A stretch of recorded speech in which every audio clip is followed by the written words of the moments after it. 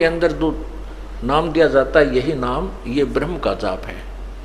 और तत् जो दूसरा मंत्र है वो परब्रह्म का जाप है। जैसे अब तीसरा नाम लेने की होड़ सी लगी थी, सार नाम लेने की, सार शब्द लेने के लिए हमने बार बार प्रार्थना आ रही थी कि हमें सार नाम दो जी, सार नाम दो जी, तीसरा नाम दे दो जी। अच्छा भाई, अभी जेल से आए हैं, अभी थोड़ा सा अपनी व्यवस्था में बनाने में थोड़ा टाइम लगे, हमने 2-3 महीने लगे और आपको सार नाम देंगे, अवश्य देंगे, क्योंकि ये तो आपके लिए सारा साजबाज जोड़ रखा है।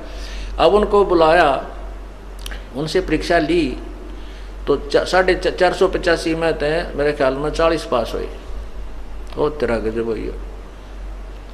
अब एक तेन्यू तक लाना देगा, बोला जी आपने ढंग से ना बताया नाम देते समय। अरे तेरा गजब हुए, तीसरा नाम तो PhD का है। उसने कहा कि आपने केवल ये बताया था कि ये नाम ऐसे जपना है, दूसरा तत् ऐसे जपना है, आपने नौतना बताया यो ब्रह्म का है, यो परब्रह्म का है। वह बोला ये सत्संग करते समय मैं बता कौन से रागनी गाया करता, यही तो बताता हूँ, तुम्हारे को ये देखना था तुम्हारी बुद्धि कहाँ काम करती है। वो तेरा गजब हो। और फिर मन ने उलाना देने आपने ढंग से ना बताया है, यह भी उलाना उठूंगा भाई। आए सत्संग में बताता हूँ, हर बार कहता हूँ कि तत् यो ब्रह्म, ओम ब्रह्म का जाप है, और तत् जो दूसरा मंत्र ये पर ब्रह्म का जाप है, और तीसरा पूर्ण ब्रह्म का जाप है। और फिर भी उलाना मेरे सिर पे। और तेरा पहली क्लास की बातें करते हो बच्चे, कोई बात नहीं, इसलिए आपको बार बार बुलाया गया है और ये अभ्यास आपका होगा। तीसरा नाम देना तो परमात्मा ही देना है, और उसमें फिर आपके पास समय भी नहीं है। जैसे उस दिन 485 नाम लिखा गए थे, 285 भाग गए, 200 रह गए, 200 में थे 20-30 वो पास हुए, वो भाग्य उनके पास एक दिन और रुकने का समय नहीं था। रोहतक गए, रोहतक निकल गए उधर के उधर, कदे फिर घर के छोम आ जा। अरे पुण्यात्माओं, परमात्मा पाने के लिए ये नाम तो ऋषि में ऋषियों को नहीं मिला जिन 88-80 हजार वर्ष तक तप किए, और आपको एक दिन और रुकने में परमात्मा निकटाव थे और वो भी छोड़ के भागे। तो फिर तीसरे नाम के योग्य भी हो कहाँ गए? अपनी नमज आप टटोल लिया करो एक आदि पर कि हम कितने योग्य हुए हैं। सार नाम अब्राहिम सुल्तान अधम बलक बुखारे का बादशाह था, उसने घर त्याग दिया। परमात्मा ने कहा था बेटा जा, बेशक तो अपना राज्य भी कर, भक्ति कर। तो उसने कहा नहीं पिता, नहीं परमात्मा, अब तो बच्चे संभाल लेंगे, वो सियाने हो गए, अब उस नरक में नहीं जा सकता, और मुझे अपनी लकड़ी तोड़ कर बेच करके मैं अपना व्यवस्था कर लूँगा। करना तो पड़ेगा काम, लेकिन यहाँ कर लूँगा, अपनी मजदूरी करके अपना पेट निर्वाह करके अपनी भक्ति करता रहूँगा। तो उसने ऐसा ही कि एक झोपड़ी डाल ली, जंगल में लकड़ी तोड़ लावे बेच आओ बस बाजार में, और बैठ कर अपना 5-4 दिन उन खा ले, फिर एक दिन एक इठड़ी एक बंडल फिर तोड़ के डाल जावे। इस तरह अपनी भक्ति कर रहा था। प्रथम मंत्र दिया, फिर सतनाम दिया प्रभु ने, फिर सार नाम के लिए, क्योंकि सत्संग में सुनता रहता था, फिर कहा भाई सार भी दिया जाएगा, सार नाम के बिना मोक्ष नहीं हो सकता। तो वो सार नाम के लिए प्रार्थना करता था, प्रभु आपका दास सार नाम के योग्य हो गया हो तो देख ला प्रभु, कृपा करना, आपके दास पर बहुत अधीन हो गया था। परमात्मा ने कहा भी अवश्य बेटा, नाम जब तुम योग्य हो जाएगा अवश्य नाम देंगे। तो एक दिन प्रभु ने कहा भी तुमको सार नाम दिया जाएगा, आप ऐसे ऐसे उस दिन वहाँ आना हमारे पास आश्रम में, या जैसे भी कोई स्थान निहित किया।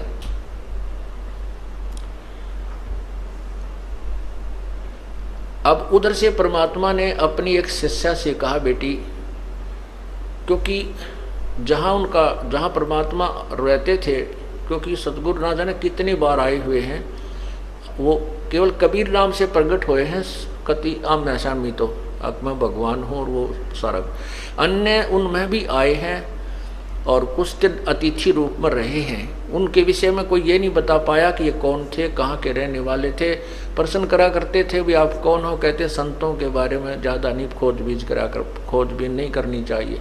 इस तरह वो गुप्त रूप में काफ़ी समय तक 10, 20 वर्ष, 50 वर्ष कहीं रह जाते थे, फिर चले जाते थे, अपने अन्य रूप बना कर भी आते रहे। तो वो वहाँ एक आश्रम सा बनाकर प्रभु रहा करते थे, एक झोपड़ी सी डाल के। तो वहाँ बुलाया उनको के, और उसमें प्रवेश करने से पहले 5-4 मकान आते थे,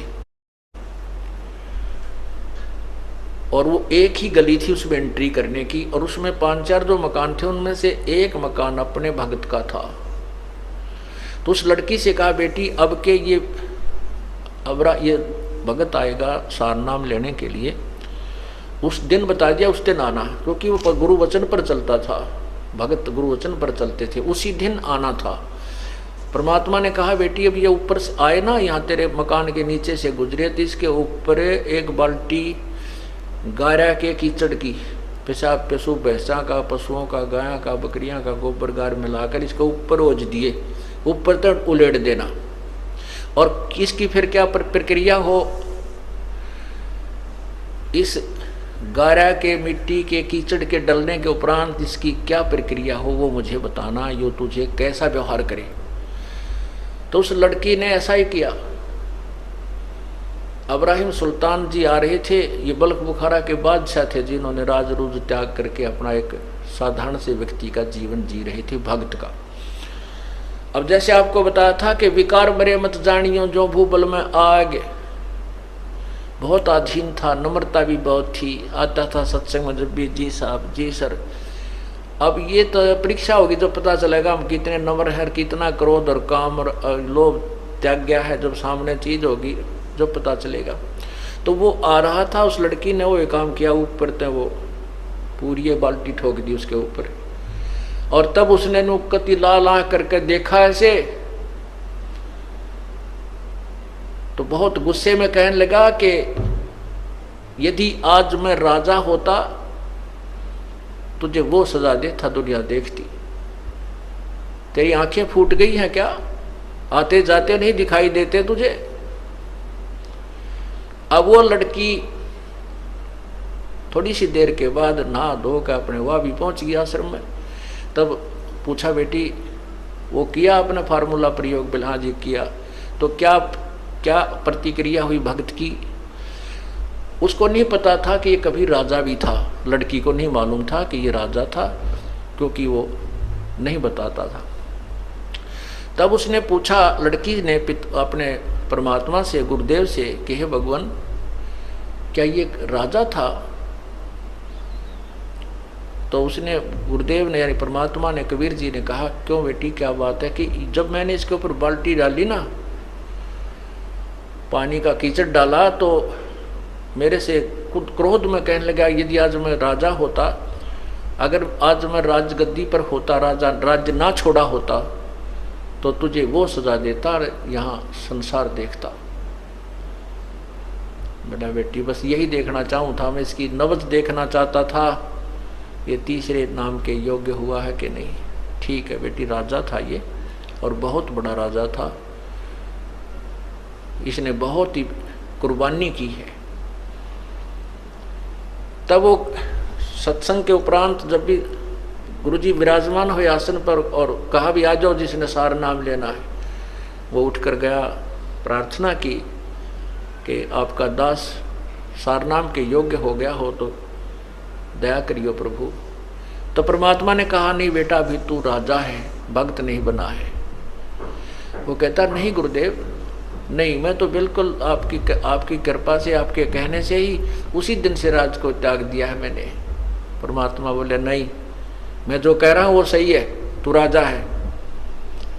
और फिर कहता, नहीं जी आप, नहीं जी बिल्कुल नहीं। तो कहते हैं, गुरु के सम्मुख वचन नहीं कहे, सो से रहनी गहनी सुख लय। यह भी उसकी कमजोरी थी, ये कहना कि नहीं जी नहीं जी, जो गुरु जी कहे कहाँ जी जरूर, कोई उसको गहराई से सोचे कहाँ बोल रहे हैं संत। तो परमात्मा ने कहा, जा बेटा 1 वर्ष के बाद उस दिन आना, 10 ज्यादा नहीं। तब वो चला गया। वो सोच गया भाई बात कोई गड़बड़ जरूर हुई है, गुरुजी ने मुझे ऐसा कैसे कहा? फिर अपने अंदर टटोला, झांक गया, अपने अंदर झांका वो, मेरे से ऐसी कौन सी गलती हुई, मैंने ऐसा कौन सा काम कर दिया, ऐसी क्या बात हुई? खूब सोचा साची करता करता, कभी ना कभी तो दिमाग में आती है वो गलती की, सामने तो आवेगी घूम फिर के। तो उसके मन में आया, हो ना हो उस दिन उस बहन ने कीचड़ डाला था, कहीं मैंने उसको कुछ कह दिया। फिर उसने सोचा गुरुजी को क्या पता, फिर वो काल घुमा दे। कहने का भाव यह है, 1 वर्ष में उसको इतनी तड़फ लगी सार नाम प्राप्ति की, और ज्यादा तड़फा, रोया, ये भगवान मैं पापी आत्मा हूँ, जिस परमात्मा के पाने के लिए मैंने घर भी छोड़ा, सब कुछ त्याग दिया, और वही नहीं मिला मुझे नीच को, तो ये जीवन व्यर्थ हुआ। तो बहुत विनम्र हो गया, अंतःकरण के अंदर बहुत ज्यादा विनम्रता, रोने से परमात्मा की ज्यादा भक्ति की। 1 वर्ष के बाद वो फिर उस दिन, निर्धारित दिन को आया, तो परमात्मा ने कहा बेटी आज फिर वही फार्मूला करना इसके ऊपर, और इसकी प्रतिक्रिया बताना मुझे। दूसरी बार जब वो आया, बल्ख बुखारे का बादशाह उसी स्थान से गुजर रहा था, उस लड़की ने ऊपर से उसी प्रकार वह कीचड़ डाल दिया। तब वो कहता है कि, तो वो लड़की कहती है भाई साहब मैंने दिखे को नहीं, आप दिखाई नहीं दी, माफ करना, कौन हो आप, और मेरे से गलती होगी, माफ करना। कहने लगा बहन ये कोई बात नहीं, ये तो मिट्टी के ऊपर मिट्टी ही डाली है, ये 5 तत्वों का शरीर भी मिट्टी है, ये भी कुबाड़ा है, आपने इसके ऊपर कुबाड़ डाल दिया, कोई बात नहीं, नहीं ना धो लूंगा, क्या बिगड़ गया इन कपड़ों का। इतनी विनम्रता उसके अंदर आई। तब वो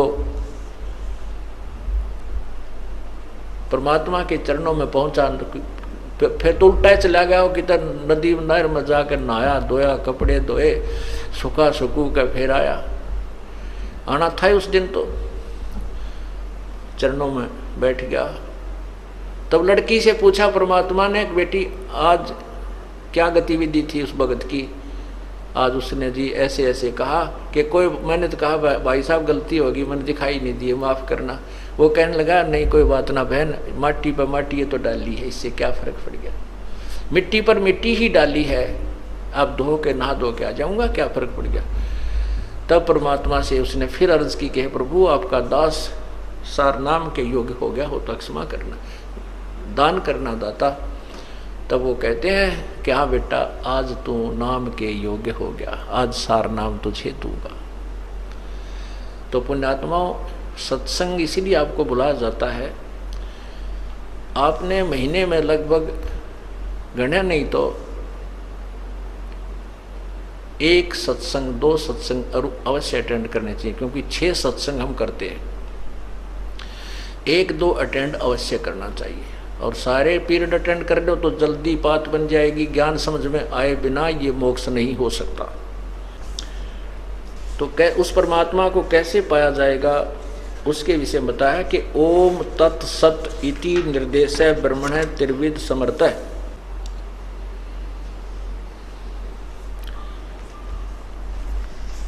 अब यहाँ क्या बताते हैं,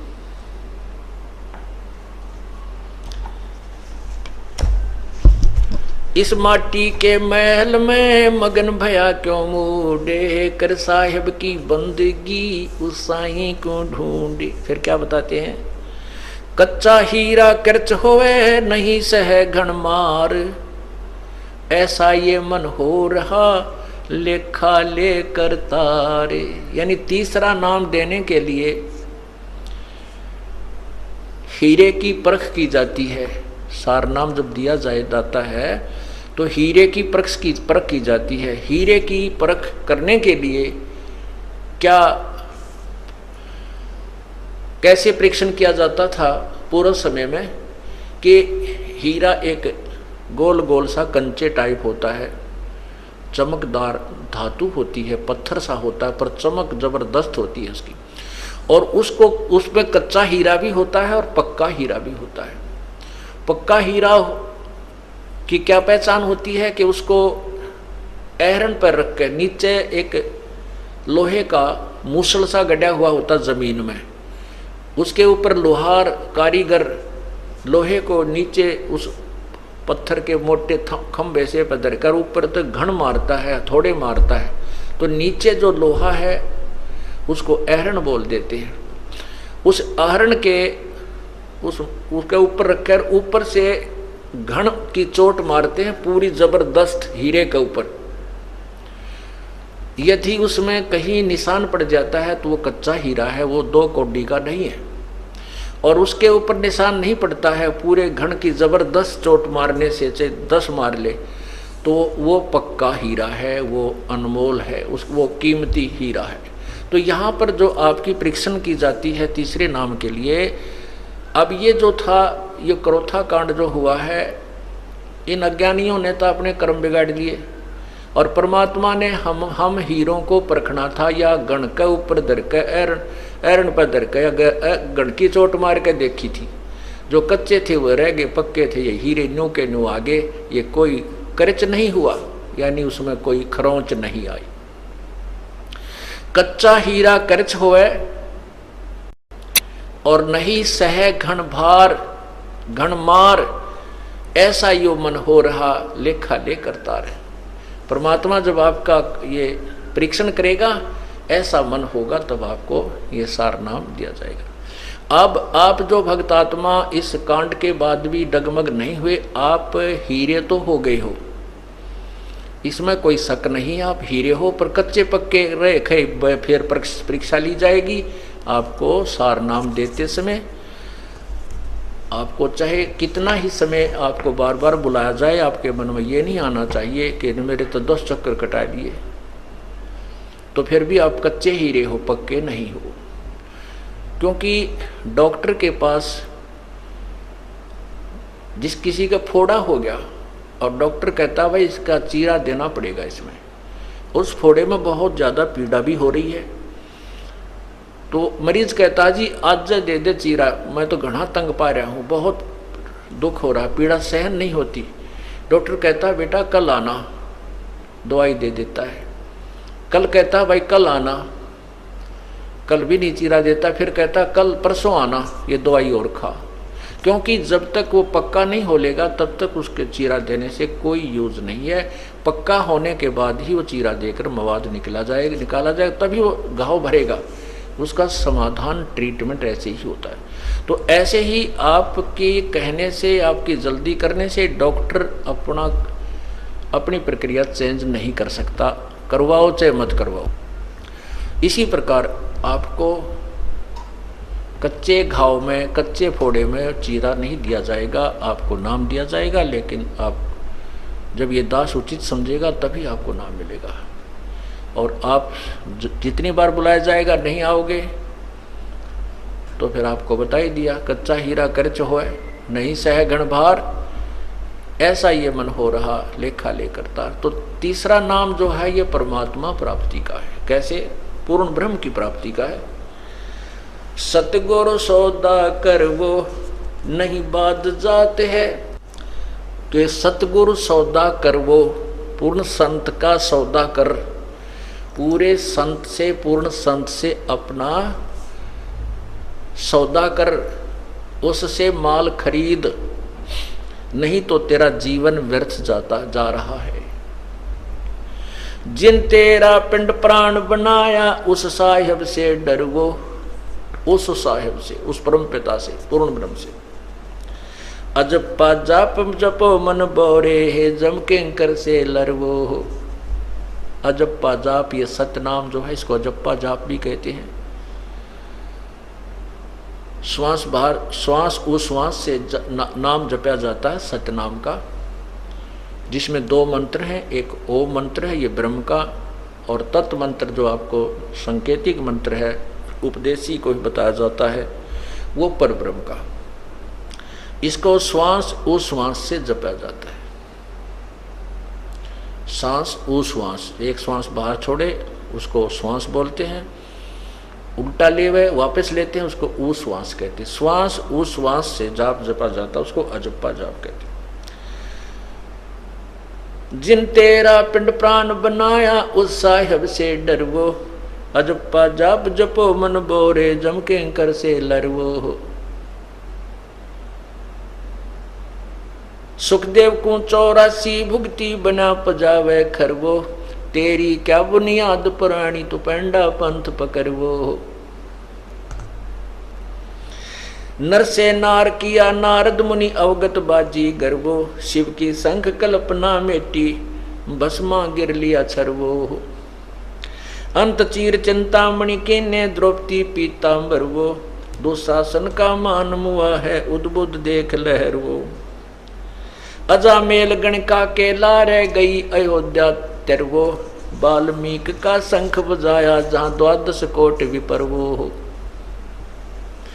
के सो नाम कबीर खुद आए 9 लख बॉडी भरवो, काशी धाम कबीर कल्पना गई विपत सब टरवो। गगन मंडल के मध्य महल है जा मूरत अजर अमर वो, दास गरीब कबीर हरि ही मिले परम पद हर वो।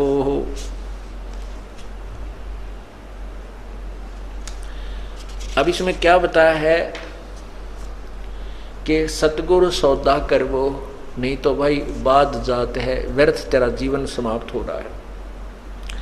जिस परमात्मा ने तेरा जीवन प्राण यानी तेरी आत्मा उत्पत्ति की और पिंड ये शरीर बना कर दिया, उस परमात्मा से डर।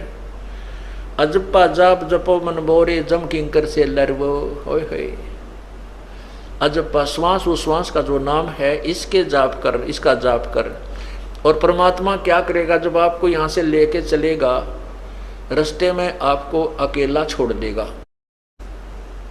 और चारों तरफ आपके यमदूत,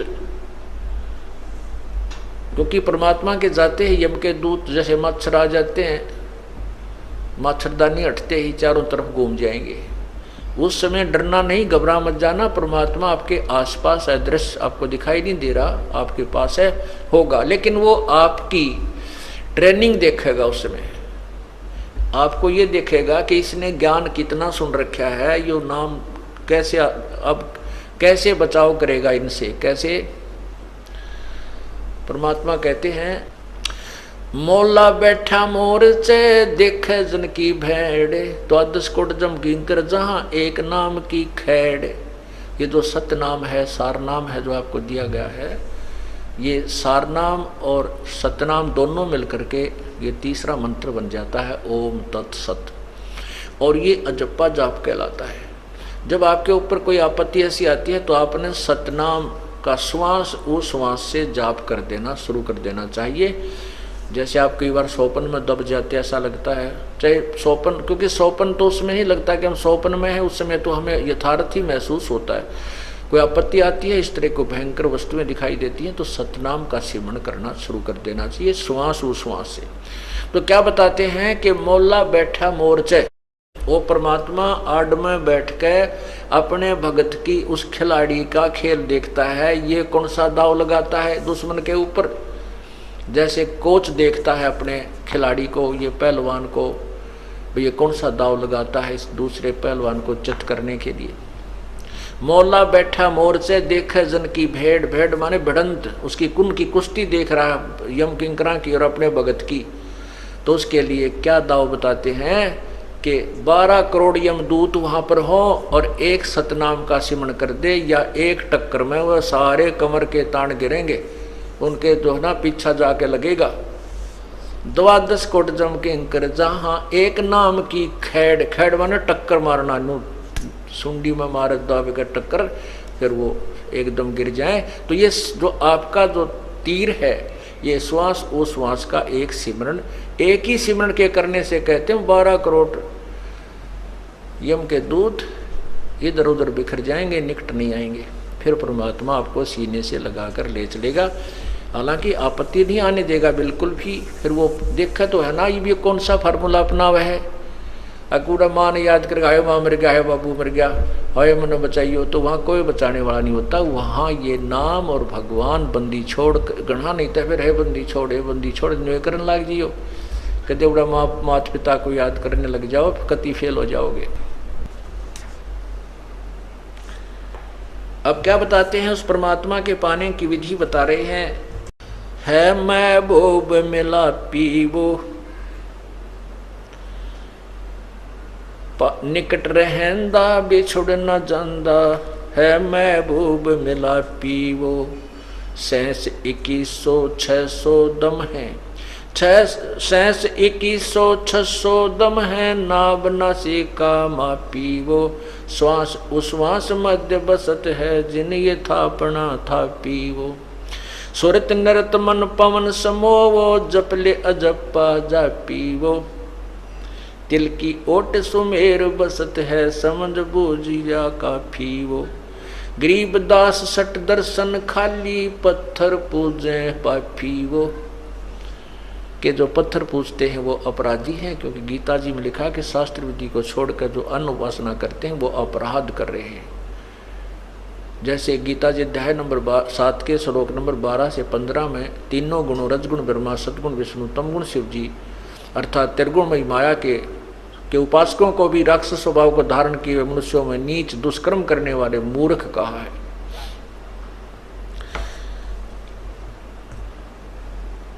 तो क्या बताते हैं, सुरत नर से परख न आवे है महबूब सरोवाहु। जब तक हम सतनाम और सारनाम की प्राप्ति नहीं करेंगे तब तक परमात्मा के दर्शन नहीं होंगे। कैसे होंगे? द्वार बार घर छाड़ गए हैं जाब से बन खोआ वो। भेख बनाए बहे बहुरंगी कीना बहुत अभोआ वो। कि जिन्होंने घर भी त्याग दिया, बनखंड में जाके जंगल में जाके गुफा भी बना ली और किसी विशेष परंपरा में जाके उसने भेष भी ले लिया, अलग से कोई वेशभूषा बोलते हैं, जैसे कोई गिरी है, कोई पुरी है, कोई नागा है, कोई गुड़, इस तरह उसकी अपनी वेशभूषा, कोई वैष्णो है, ऐसी वेशभूषा भी बना ली।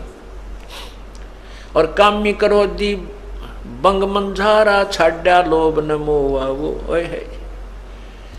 कामी क्रोधी बंग मंझारा छाड्या लोभ न मोहा वो। एक समय गोपीचंद जो था, वो भर्तरी जो था वो राजा था। गोपीचंद और भर्तरी ये दो गोरखनाथ जी के शिष्य थे और इन्होंने घर भी त्याग दिया, राज्य भी त्याग दिया। एक दिन भर्तरी जी, चांदनी रात्रि थी, चांदनी रात्रि में रात के समय जा रहा था, सफर कर रहा था, यात्रा कर रहा था अकेला, और उसके साथ भर्तरी भी, गोपीचंद भी था, वो पीछे था। अब भर्तरी जा रहा तो आगे किसी ने पान खा के थूक रखा था, अच्छा बुलबुला सा हो रहा था उसका, और चांद की चांदनी में प्रकाश में वो ऐसा चमका था जैसे लाल हो।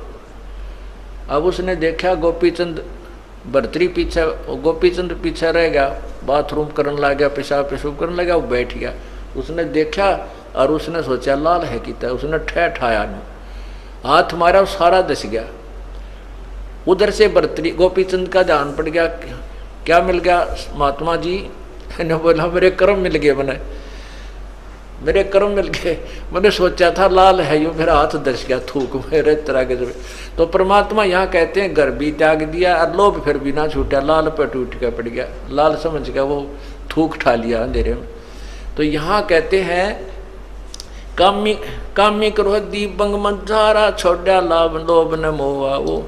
पिता विवेक अक्षमासी माता जिन दूर किया दिल द्रोहा वो। मांडा खेत नेत जस गाँव सतगुर पकड़ा लोहा हो। 14 भवन गवन सब छूटे दिल ही अंदर जोया वो। है निज धाम दरस दिल माही कर्म भरम सब खोया वो। सिज्जा अदर सिंहासन अवगत तुरिया पुद में सोया वो। अनहद तारी लगी हमारी उजू अकल से धोया हो। अनहद तारी, तारी माने लौ, और अनहद माने अखंड, यानी हर समय उस परमात्मा का ही चिंतन बना रहे, उसी की लगन लगी रहे, उसको अनहद तारी कहते हैं, जो कभी खंड ना हो। अब क्या कहते हैं कि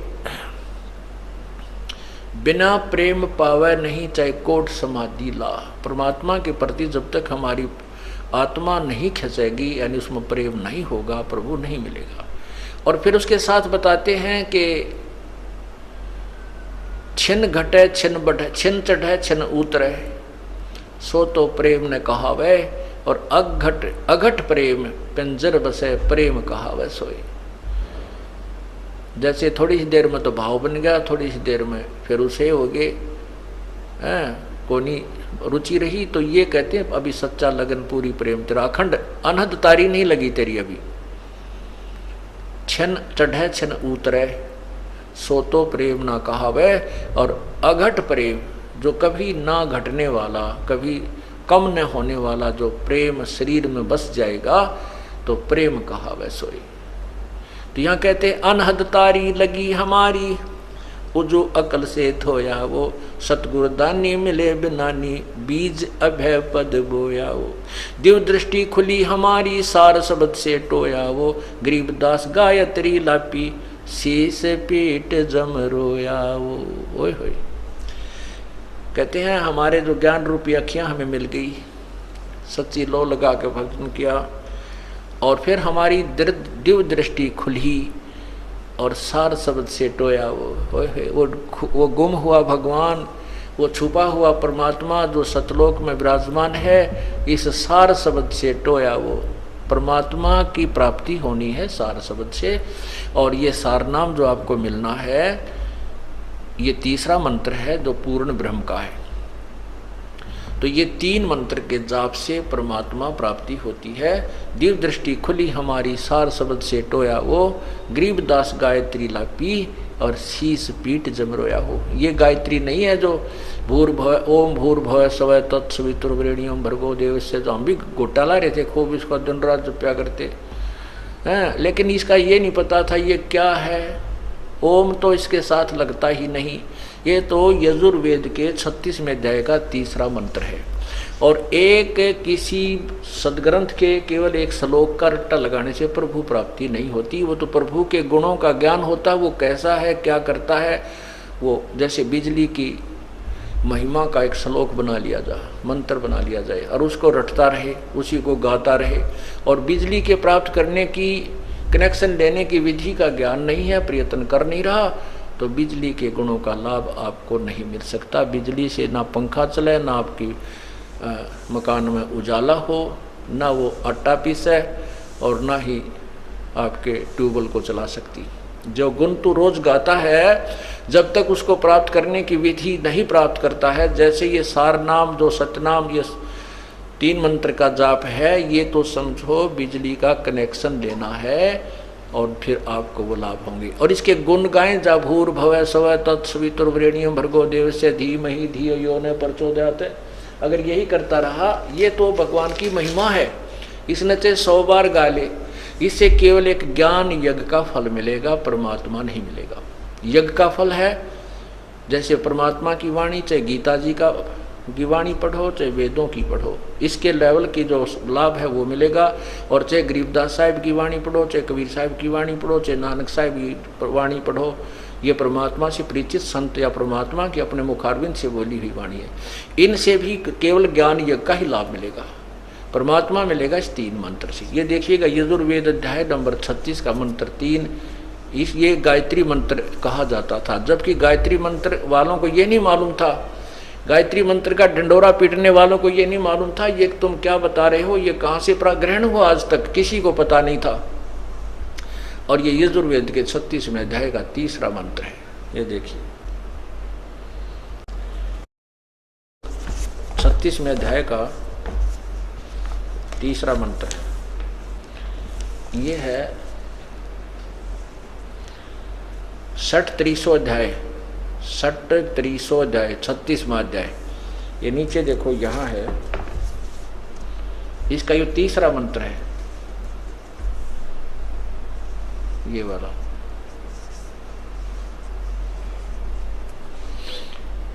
ये तीसरा मंत्र है, इसमें है भूर्भुवः स्वः, भूर्भुवः स्वः तत्सवितुर्वरेण्यं भर्गो देवस्य धीमहि और धियो यो न प्रचोदयात्। इसमें कहीं भी ओम मंत्र नहीं है। इसके साथ ओम मंत्र लगाना परमात्मा की वाणी के साथ खिलवाड़ करना है, परमात्मा को अल्पज्य सिद्ध करना है। भगवान ने तो केवल इतना ही बोला और इसमें हम और जोड़ दें कुछ तो वो हमारी अपनी नालायकी और चतुरता है कि हम दूसरों को अपनी अपनी सूझबूझ से अट्रैक्शन करने के लिए